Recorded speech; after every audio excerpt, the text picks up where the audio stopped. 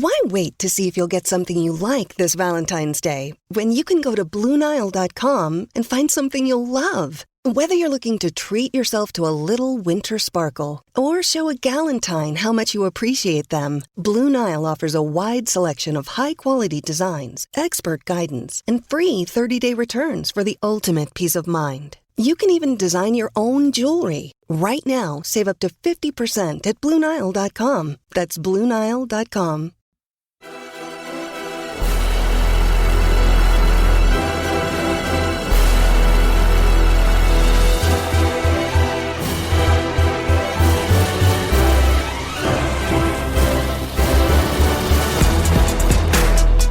Soccer fans, hello and welcome to the Stars and Stripes FC podcast.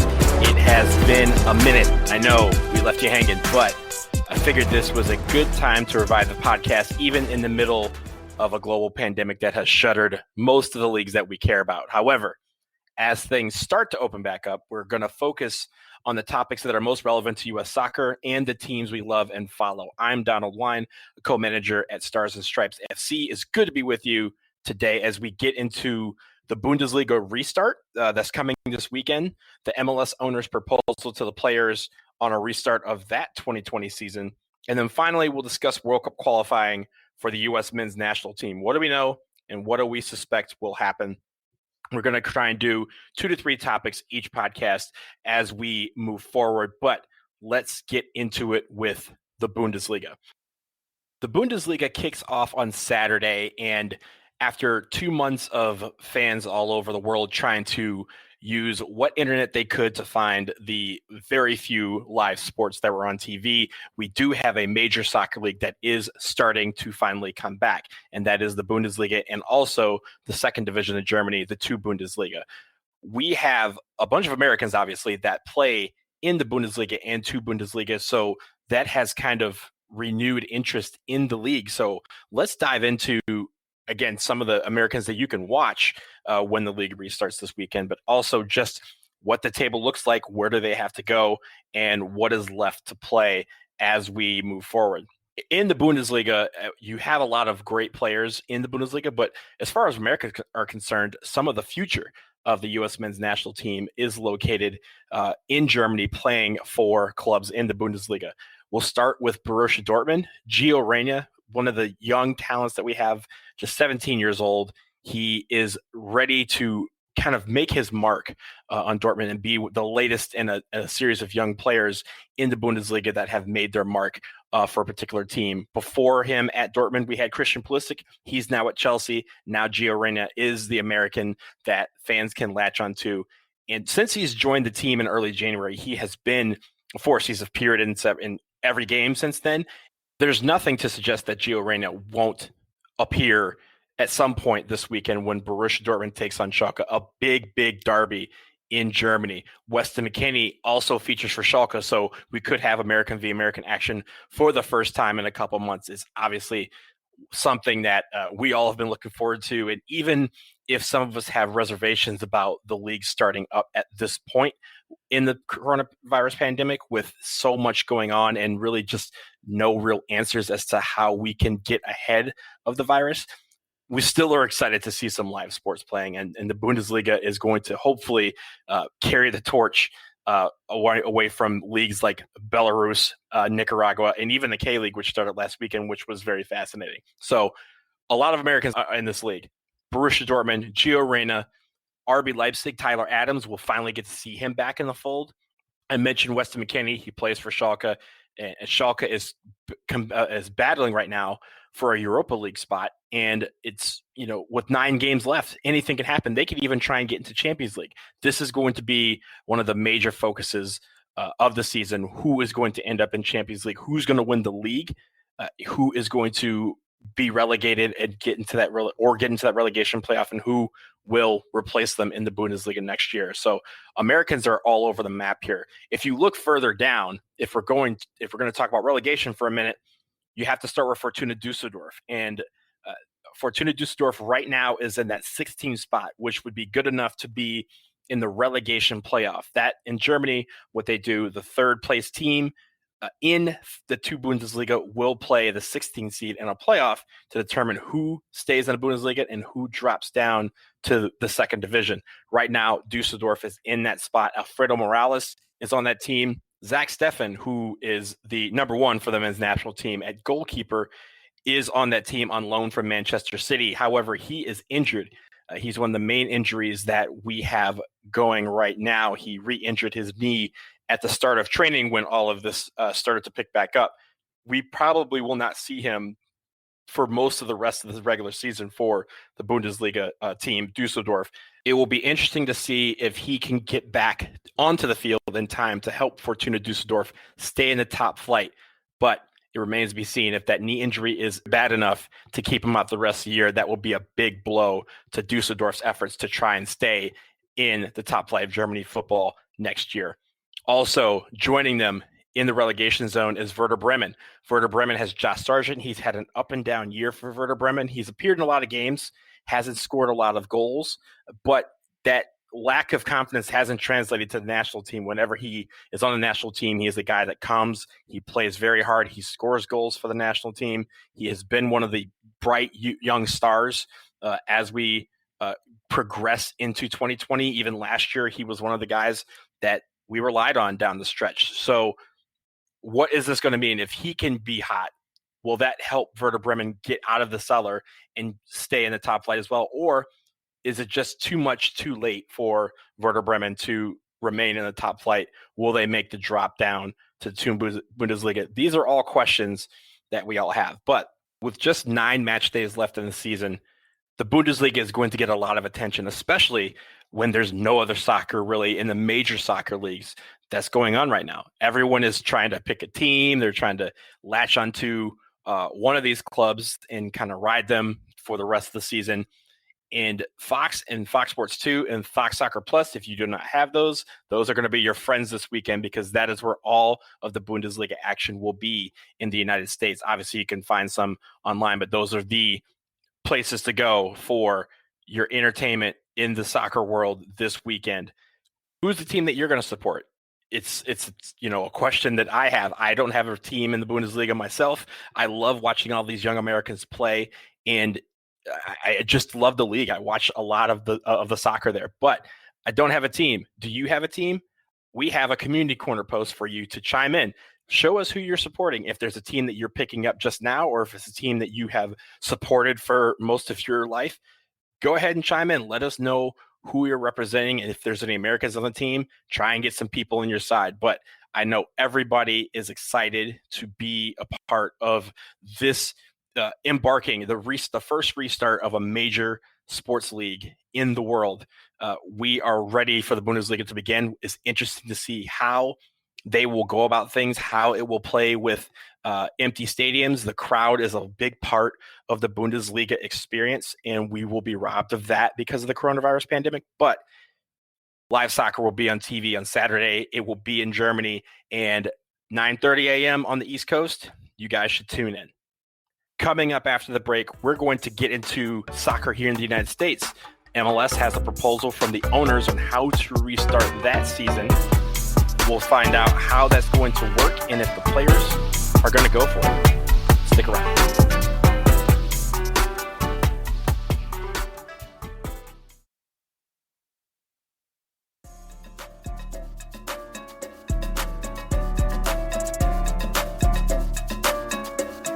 Back with you here on Stars and Stripes FC podcast. We are now jumping into MLS, Major League Soccer. The owners have presented a proposal to the players on how to restart the 2020 regular season. Now, this season, it was only a couple of games in when the coronavirus pandemic forced it to be suspended back in mid-March. But now we have at least a proposal on the table from the owners on how they can restart and complete a regular season and playoffs in 2020. Now, the catch is we will not, at least initially, see games being played at the Major League Soccer stadiums all across this country. The proposal from the owners is that the entire league, all 26 teams, get together at the ESPN Wide World of Sports complex in Orlando, Florida, to begin training, and hopefully in a few weeks on June 22nd to begin playing actual regular season live games and restart the season there. Have every game played there in Florida until it is safe enough for teams to return to their home markets. From there, they will play games in their home stadiums. But at this point, fans will not be involved in that equation. Obviously, with this going on, there's the question of, will there be a full 34-game season? Will there be a full playoff get set up? Will the playoff format change? What are the dates of some of these games that have been postponed? And will they go off of the regular season schedule that is currently in place? We don't know the answers to any of those questions. What is also unknown is whether the players will go for the proposal presented by the owners. Now, keep in mind that when all of these teams venture down to Orlando under this proposal, it will just be the players. No families, no trainers, no agents, nothing. Just the teams playing and practicing and living at the ESPN Wide World of Sports complex. This is the interesting part of the scenario, because we are now asking players who have, mind you, taken a 20% reduction in their salary to now go 4 months without seeing their families. And even longer, really, because, you know, the MLS season normally would be done in early November under this new format. But now with a rescheduled format, they have until Christmas, and there's even talk of them playing into 2021 to finish the 2020 season. All of those things need to be ironed out. And I think on the player side, they're going to have to figure out a way to get these games in, but also not put the extra strain on their families. Some of these guys have kids. Some of these guys have families that they or loved ones that they have to take care of. That is going to be something that they can't do under this proposal for the entirety of the season. That is a long time to ask anybody, much less players, to venture out and forsake the other responsibilities in their life. This is something that we're going to have to watch, and on the players and even the owners, they're going to have to come together on how many games are going to be played. If we're going to start in Orlando and then move elsewhere, or if they just say, let's just wait until the fall and then do, a truncated season in the fall and have a wild tournament that, really determines our champion. This season, there's a lot of avenues you can go. There's no real right answer. There's no real wrong answer either. But I think the most wrong answer is to throw these guys into a situation where their health is not the most primary concern. I think for any of these leagues, the KBO, the Korean Baseball Organization, restarted last week. They started their season, but if one player tests positive, just one, they're going to shut the whole season down. And I think that is not being done here. I think in the interest of trying to get these games in, trying to get the TV contracts fulfilled, and all these other angles that are financial and not primarily geared towards health and safety, we're trying to get a season in time and really have it done in a weird way. I think the idea for both the owners and the players is to, one, keep that at the forefront, keep the health and safety part primary. And if there's a way to get this season done and to get it done, either whether it be June, July, August, fans are going to wait. We're not going to be going back to the stadiums immediately because it's not safe to do so. If we can get a season together that makes sense, keeps the players safe, keeps everyone around them safe, keeps the production crews, the referees, the coaching staff, the training staff, all these people who are required to put on a MLS soccer game. If we can keep them all safe, then let's present it. But if it's just to get guys back to training and really force the restart of a season that could eventually be shut down again because of growing cases within the camps or even just in society at large, then we need to rethink this. So let's look out for what the players say about the owner's proposal. Right now, it seems like something that may be dead in the water, but at least we have a starting point for the restart of the MLS 2020 season. And it'll be a few weeks probably before we know the extent of whether or not this is really going to happen in June, if it's pushed back to July, or in the worst case scenario, possibly if there's nothing until the fall or beyond. This is unprecedented times we live in, and the MLS owners have to just kind of reevaluate everything. There's no wheel to reinvent because at this point there is no wheel. And I think both the owners and the players need to realize that when they are approaching this, because keeping the fans hyped up on a full 34 game season is not it. We are smarter than that. There's not going to be a full 34 game season. If there is, it won't be done correctly. So let's throw that out the window and let's see what these numbers tell us, what the testing tells us, because there's going to have to be lots of testing. There's going to have to be lots of contact tracing, and they're going to have to make it so that these guys are safe, that the players and the training staff and the coaching staff and the production staffs around them are also safe. And until that happens, they should not be talking about resuming any season. So let's hope that that is at the forefront, and that is the main issue on the table when these two sides meet. Also, there's CBA involved, and they have to kind of redo some of the workings of that to make this fit. So a lot of questions that need to be answered. And right now we just have one side of proposal. We hope to see what the players come up with pretty soon. And hopefully there are games played, but let's hope it's done in a safe manner.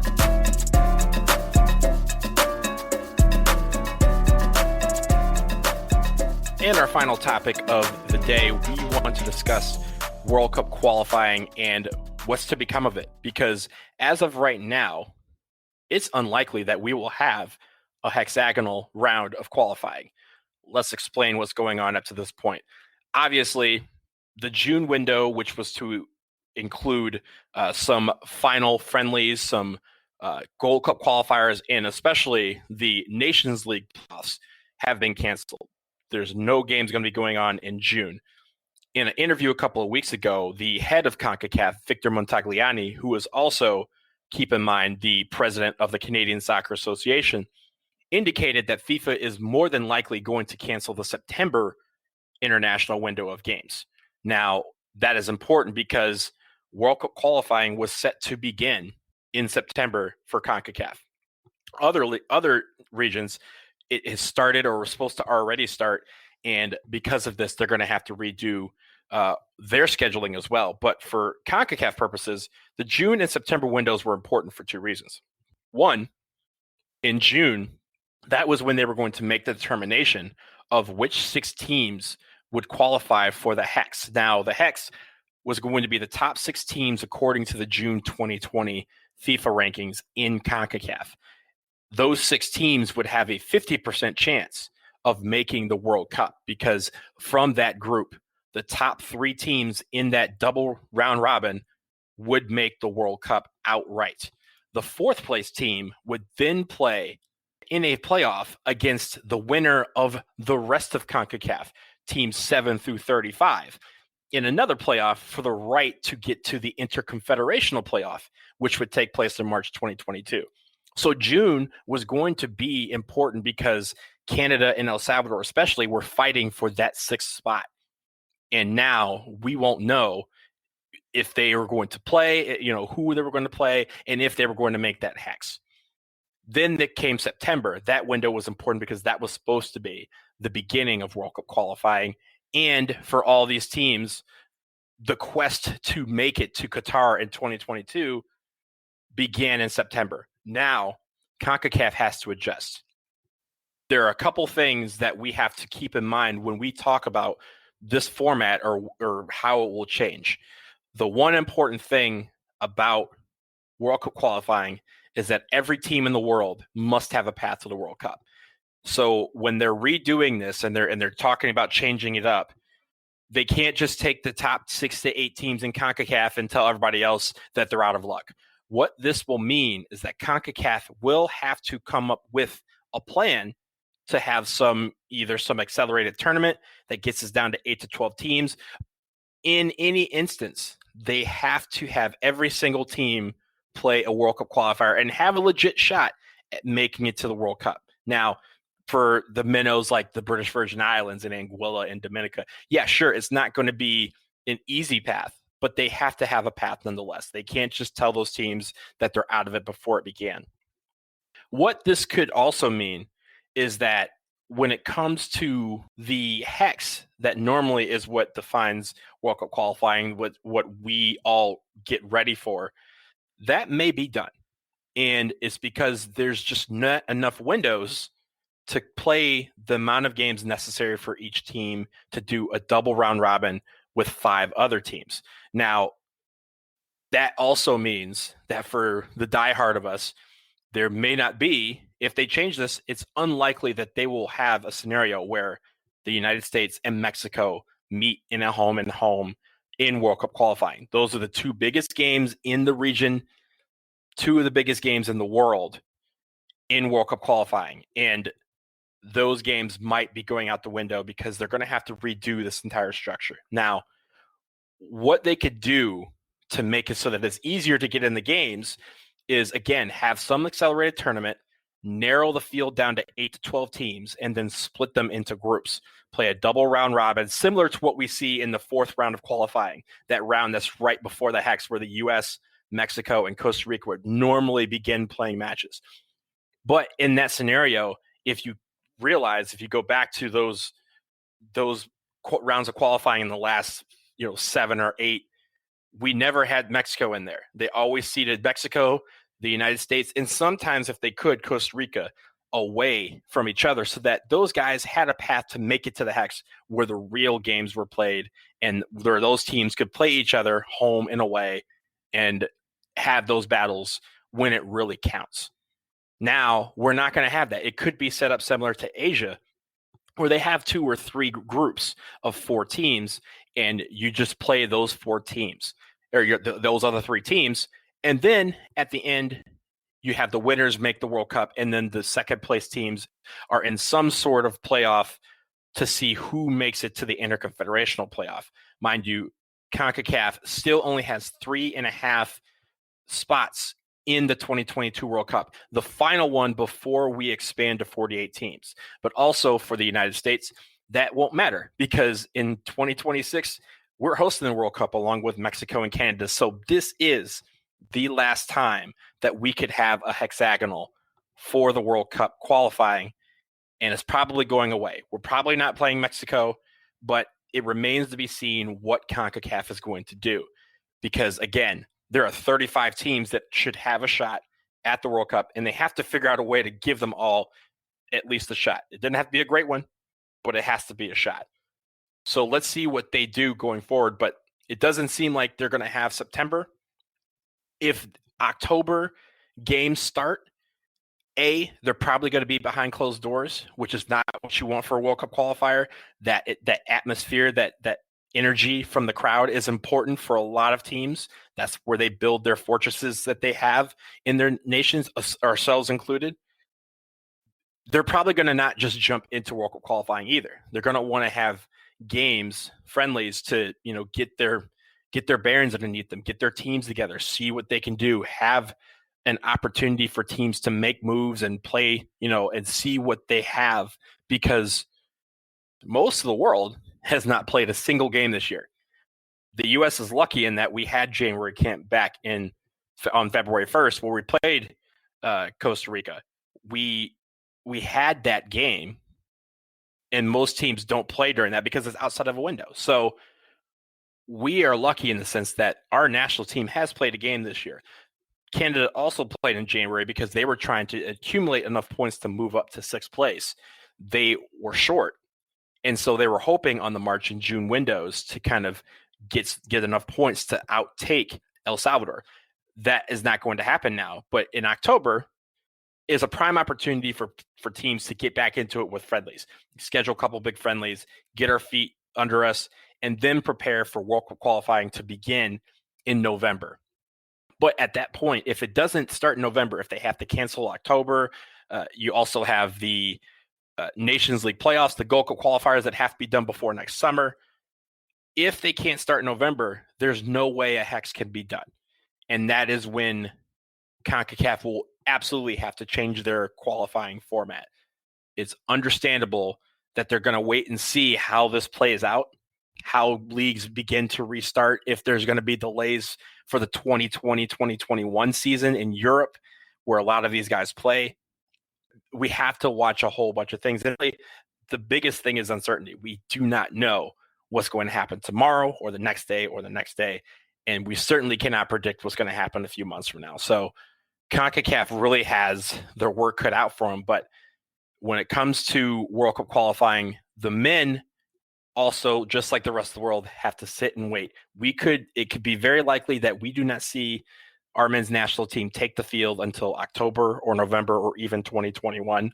But we will have World Cup qualifying very soon. We need to get ready for it in some way, and it'll be Greg Berhalter and the rest of the coaching staff to try and somehow prepare a team for World Cup qualifying in an uncertain time and in an uncertain environment. So that is going to be one of the biggest questions facing the national team this year.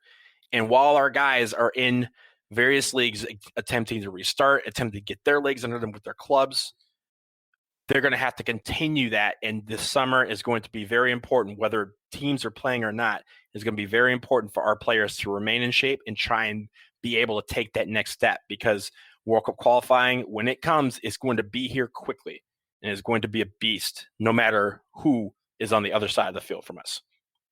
And that's going to do it for us on this episode of the Stars and Stripes FC podcast.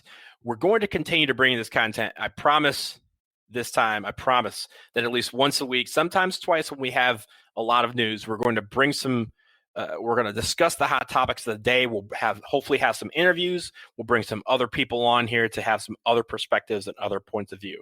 But if you have questions or topics that you want us to discuss on here, send them to us. ssfcpodcast@gmail.com is the email address. You can contact us there to give us your thoughts. Also, don't forget to check out the website, starsandstripesfc.com. You can follow us on Twitter, Facebook, Instagram, the whole nine. Stay safe out there. Continue to practice social distancing and excellent hygiene as we attempt to flatten the curve of the coronavirus.